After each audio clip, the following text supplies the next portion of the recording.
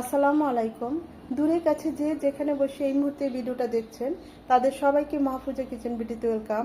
আজ চিচিঙ্গা ভাজি করব। হাতের কাছে কুচানো চিংড়ি ছিল তাই দিয়েছি। চিংড়ি ছাড়া একই রেসিপি, শুধু এভাবে আমি চিচিঙ্গা ভাজিটা করে থাকি। অসম্ভব ভালো হয়, একদম সবুজ, দেখতেই পাচ্ছেন, একদম ভাজা ভাজা, একটু শক্ত শক্ত। আমি এভাবে সবসময় করি। করলা ভাজি, চিচিঙ্গা ভাজি, বরবটি ভাজি, এসব কিছু এভাবেই করি। সাথে করেছি চিংড়ি ভর্তা, বরবটি ভাজি। খুবই সিম্পল। তা আমি কিভাবে খুবই ঝটপটে মশলাবিহীন অল্প তেলে এই চিচিঙ্গা ভাজিটা করেছি সেটা এখন আপনাদেরকে দেখাবো।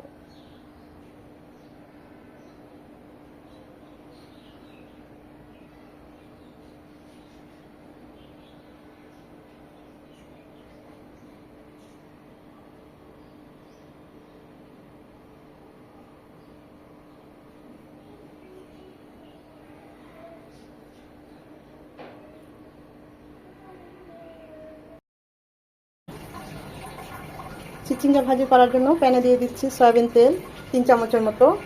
ফোড়নের জন্য দিয়ে দিচ্ছি 1 চামচ কালো জিরা আর 3টা শুকনো মরিচ।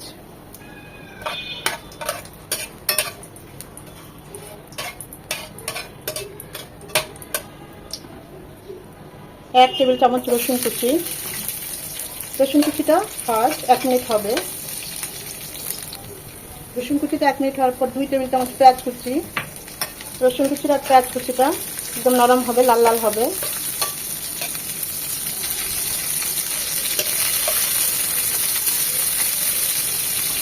এখানে হাফ কাপ কুচানো চিংড়ি, একদম ছোটো ছোটো চিংড়ি বেছে পরিষ্কার করে ধুয়ে নিয়েছি। সামান্য একটু লবণ আর একটু হলুদ দিয়ে মাখিয়ে নেব। পেঁয়াজটা নরম হয়ে এসেছে, রসুন কুচি থেকে সুন্দর একটা অ্যারোমা চলে এসেছে। দিয়ে দিচ্ছি চিংড়িগুলো। ছোটো চিংড়ি, অনেকে এটাকে কুচানো চিংড়ি যে যেভাবে বলে আর কি।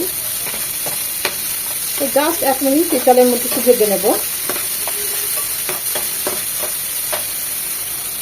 চিচিঙ্গা এরকম করে একদম পাতলা পাতলা করে কেটে নিয়েছি, সেটা দিয়ে দিচ্ছি।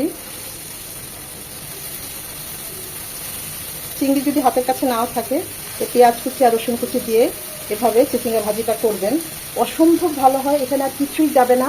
প্রথমে অর্ধেকটা দিয়ে নেড়ে নেব, পুরোটা দিলে নাড়তে পারতাম না, চিংড়িগুলো হার্ড হয়ে যেত, খেতে ভালো লাগতো না। চিংড়িগুলো উপরে উঠিয়ে দেব, পেঁয়াজটাও, চিচিঙ্গাটা নিচে নেমে যাবে। চিচিঙ্গা থেকে কিন্তু কিছুটা পানি ছাড়বে, বেশ কিছুটা। এখানে আমি কোনো পানি ইউজ করব না, এমনি কিছুক্ষণ পরপর নেড়ে নেড়ে ভাজা ভাজা করে নেব।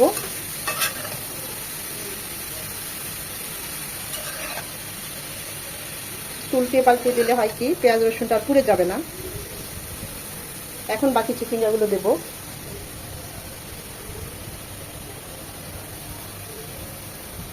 মনে হচ্ছে অনেক, দেখবেন না, কমে যাবে।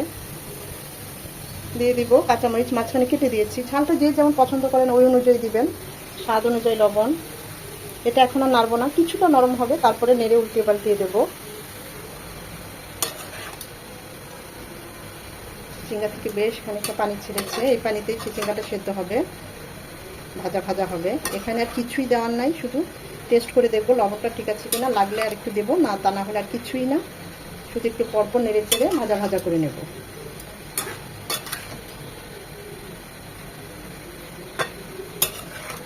এটা ঢাকবো না, এভাবে একটু পরপর নেড়ে দেব।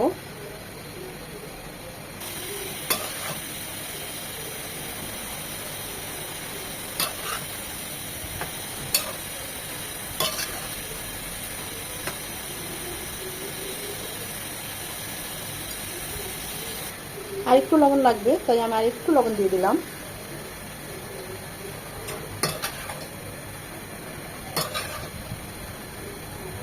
একদম তরতাজা চিচিঙ্গাগুলো বাজার থেকে যখন এনেছি মনে হয়েছে এমনি কাঁচা খেয়ে ফেলি। দেখুন কি সবুজ।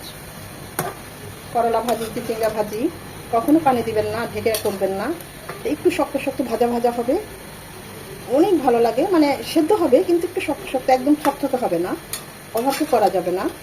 ওই চিচিঙ্গা ভাজি, ওই করলা ভাজিটা খেয়ে দেখবেন, অসম্ভব ভালো লাগে গরম ভাতের সাথে, তো খুবই ভালো যায়। এটা আপনি রুটি দিয়েও, আমি তো রুটি দিয়েও খাই, সেজন্য আর কি বললাম। চিংড়ি মাছে একটু হলুদ গুঁড়ো দিয়েছিলাম, তাই কালারটা একটু এরকম এসেছে, চেঞ্জ হয়েছে। তা না হলে দেখুন একদম সবুজ থাকতো।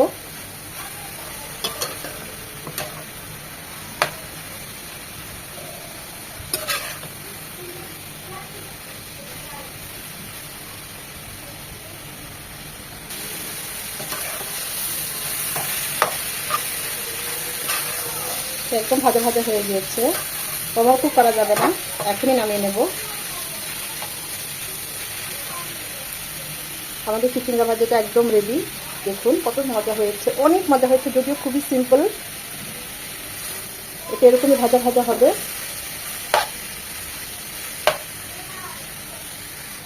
আমরা এখন নামিয়ে সার্ভিং ডিশে সার্ভ করব। চিচিঙ্গা ভাজিটা সার্ভ করার আগে চিংড়ি ভর্তা করব। কুচানো চিংড়ি একটু হালকা ভেজে নিয়েছি। এই যে স্বাদ মতো লবণ, ধনেপাতা, পেঁয়াজটাও হালকা একটু তেলে সতে করে নিয়েছি, শুকনো মরিচ স্বাদ অনুযায়ী। এখন এই সব কিছু মেখে নেব।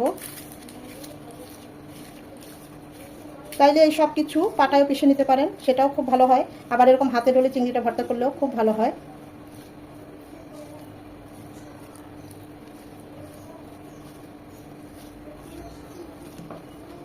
দিয়ে দিব 1 চামচ সর্ষের তেল।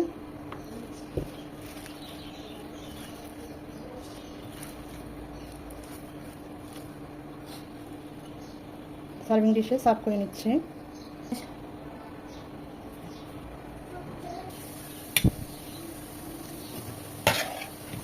আমার মতো একদম সিম্পলভাবে এইভাবে চিচিঙ্গা ভাজিটা কে কে করেন অবশ্যই কমেন্ট সেকশনে জানাবেন।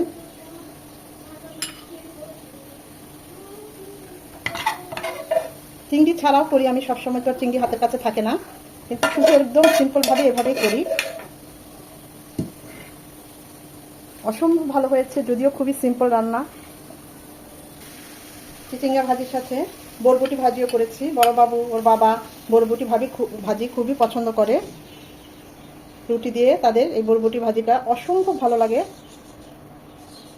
বরবটিটা একদম তরতাজা সবুজ, ঠিক সেম চিচিঙ্গা ভাজির মতোই করেছি।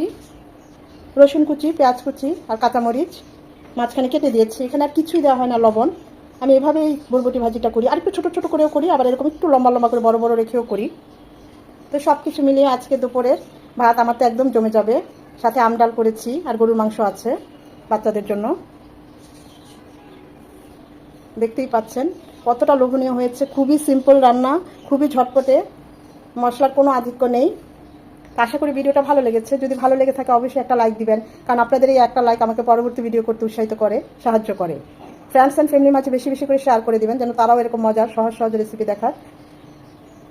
দেখতে পায়। সময় নিয়ে যারা এতক্ষণে ভিডিওটা দেখেছেন তাদের সবাইকে অসংখ্য ধন্যবাদ।